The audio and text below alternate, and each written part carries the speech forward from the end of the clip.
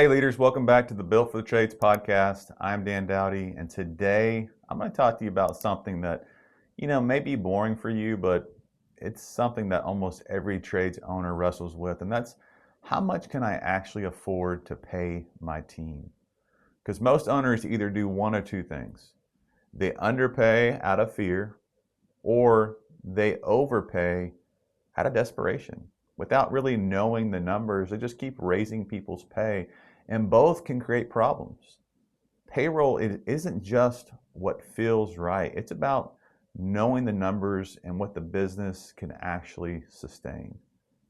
So let's talk about how payroll, it really has to match your profitability. A healthy business can pay healthy wages, but only if the math works.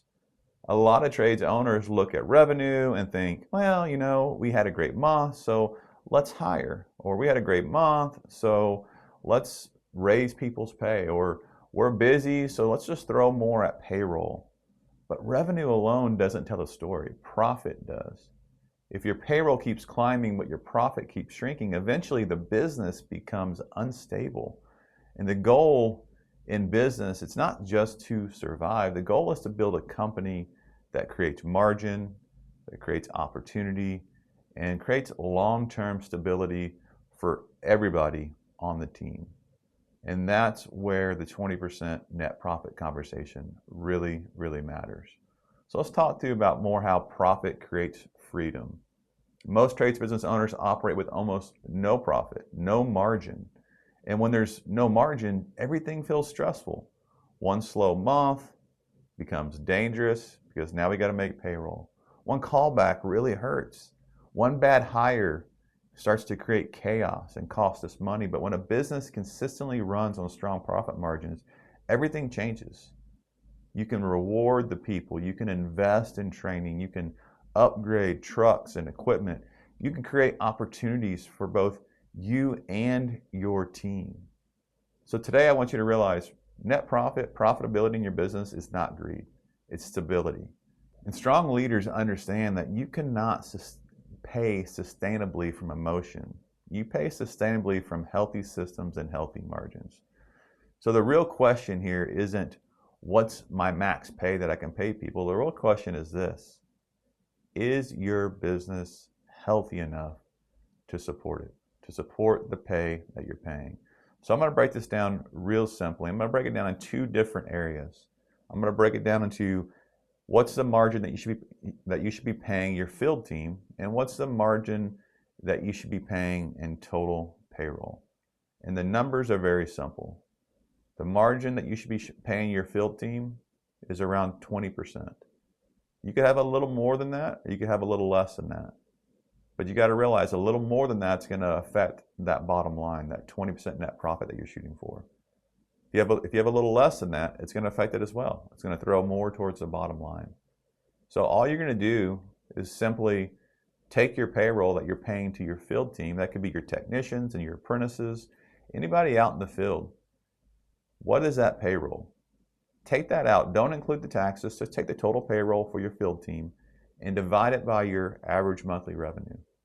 If you want to figure it out for 1 month, take that payroll for 1 month specifically, and divide it into the revenue that your company brought in that month. If the number is 20% or less, you're in a healthy spot in your business. If the number is 20% or more, you're hurting your net profitability. You're hurting your financial stability. And so, if it's 20% or less, what that tells you is you have the opportunity to pay your team a little more. If you decide, hey, I need to hire another person, and it's a revenue generating position, then that position is going to keep that revenue going up, which is going to keep your margin good, around 20%.